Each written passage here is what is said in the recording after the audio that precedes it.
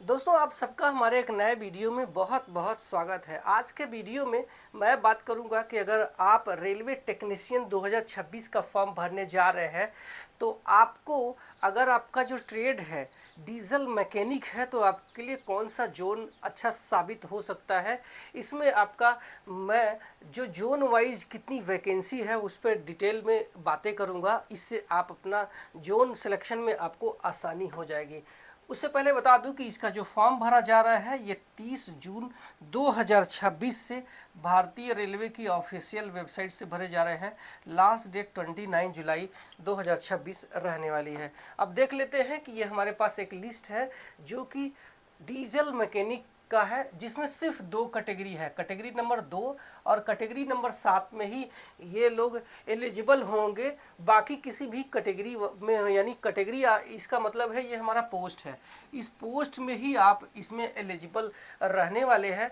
तो प्रत्येक जोन में डीजल मैकेनिक की जो पोस्ट है कितनी रहने वाली है आप यहाँ पे देख सकते हैं। फिर भी मैं जोन वाइज यहाँ पे सारे जोन जहाँ जहाँ भी वैकेंसी डीजल मैकेनिक का है उसके बारे में हम लोग बात कर लेंगे। टोटल जो पोस्ट है इसमें 518 जो है पोस्ट रहने वाला है डीजल मैकेनिक वालों का। तो आप इसमें से किसी एक जोन से अपने फॉर्म को भर सकते हैं। तो पहला जोन है, आप देख सकते हैं गुवाहाटी, जहां पे सबसे ज़्यादा सीटें हैं, यानी कि 73 सीटें हैं, जिसमें यूआर की 30, एससी का 11, एसटी का 5, ओबीसी का 20, ईडब्ल्यूएस का 7 है।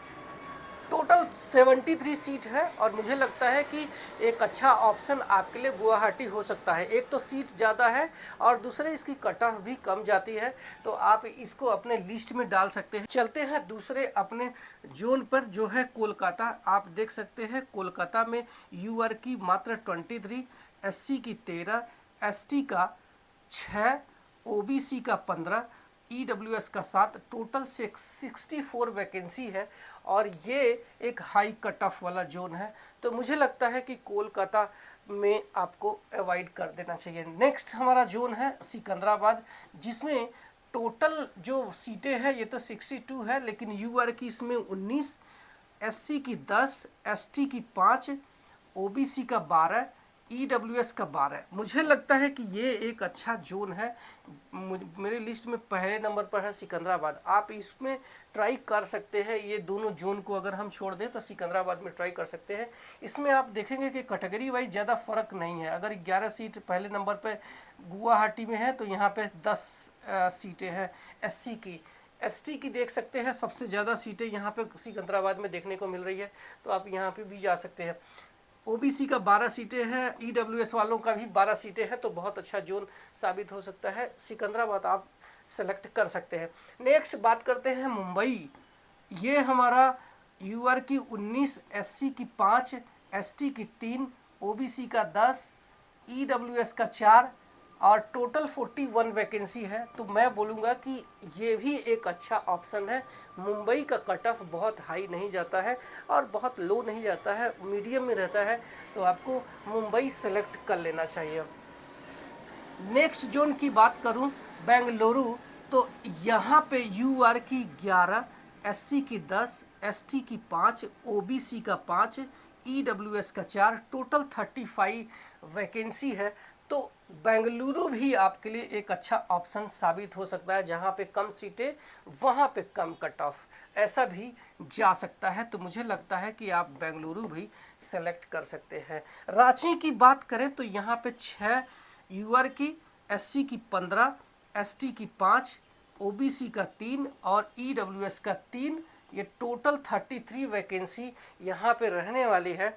तो रांची एक अच्छा जोन साबित हो सकता है। अगर आपको कोलकाता नहीं चाहिए तो आप रांची को एक बार सेलेक्ट कर सकते हैं। नेक्स्ट जोन की बात करें भोपाल, तो इसमें आप देख सकते हैं यूआर की 16, एससी की 3, एसटी का 3, ओबीसी का 8 और ये ईडब्ल्यूएस की सिर्फ 2। तो मुझे लगता है अगर आप एससी एसटी में आते हैं या फिर आप ईडब्ल्यूएस में आते हैं तो ये जोन को आपको अवॉइड कर देने की ज़रूरत है। बाकी अगर आप ओबीसी में आते हैं तो एक बार इसको ट्राई कर सकते हैं, क्योंकि यहाँ पे अच्छी खासी वैकेंसी है। नेक्स्ट जोन की बात करें चंडीगढ़, तो यहाँ पे यूआर की सिर्फ 12, एससी की 4, एसटी का सिर्फ 2, ओबीसी का 8 और ईडब्ल्यूएस की 3 सीटें हैं। तो आप चंडीगढ़ के साथ में ना जाएं तो बेहतर होगा, क्योंकि ये एक हाई कट ऑफ जोन साबित हो सकता है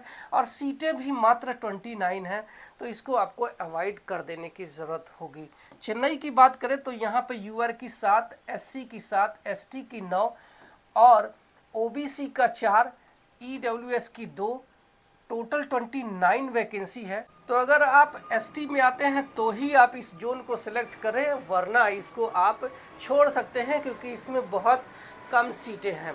नेक्स्ट जोन की बात करें, बिलासपुर की बात करें, तो यहाँ पे आप देख सकते हैं 10 यूआर की, एससी की 4, एसटी की 3, ओबीसी का 6 और ईडब्ल्यूएस का मात्र 1 वैकेंसी है।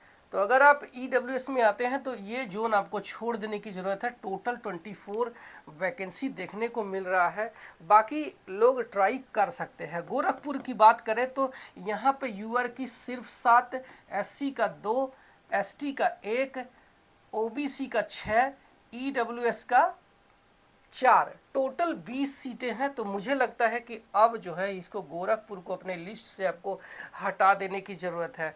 सिलीगुड़ी की बात करूं तो यहाँ भी आप अप्लाई कर सकते हैं, जहाँ पे कम नंबर वहाँ पे कट ऑफ थोड़ी कम जा सकती है। लोग अप्लाई करेंगे लेकिन कम करेंगे, क्योंकि यूआर की आप देख सकते हैं 7, एससी की 3, एसटी का 2, ओबीसी का 6 और ईडब्ल्यूएस का 2 सीटें, टोटल 20 सीटें सिलीगुड़ी में देखने को मिल रही है। अजमेर की बात करें मात्र 16 सीटें हैं, और इसमें भी कैटेगरी वाइज देखेंगे तो एससी और एसटी की जो है सीटें ही नहीं हैं अजमेर में, तो कोई मतलब नहीं है। जम्मू कश्मीर की बात करें तो यहाँ पे भी देखो सिर्फ 10 सीटें हैं, और इसको भी आपको अवॉइड कर देने की ज़रूरत है। भुवनेश्वर की बात करें तो सिर्फ 10 सीटें हैं, भुवनेश्वर को भी आपको अपने लिस्ट से हटा देने की ज़रूरत है। मालदा की बात करें तो यहाँ पे भी सिर्फ 9 सीटें हैं, इसको आपको हटा देने की ज़रूरत है। पटना की बात करें तो यहाँ पे भी आप देख सकते हैं सिर्फ 5 सीटें हैं, इसको आपको अपने लिस्ट से हटा देने की ज़रूरत है। तिरुवनंतपुरम की बात करें तो यहाँ भी बहुत कम वैकेंसी है, मात्र 6 वैकेंसी है, जिसमें आप देख सकते हैं ईडब्ल्यूएस की कोई सीट ही नहीं है, बाकी में आपका एक एक सीट है, तो कोई मतलब नहीं है। तो आपको जब आप चाहते हैं कि हमें कोई सेफ जोन चाहिए, तो आपको कोशिश यही करना है कि ये जो बिलासपुर है, बिलासपुर के ऊपर के ही जोन में से किसी एक जोन को सेलेक्ट कर लेना है, बाकी जोन को आपको छोड़ देना है। जहाँ पे 10 से कम सीटें हैं उसकी तरफ तो जाना ही नहीं है, 20 से कम सीटें हैं तो उसकी तरफ आपको जाना ही नहीं है। तो आशा है कि ये वीडियो आपके लिए हेल्पफुल लगा होगा। Thank you so much.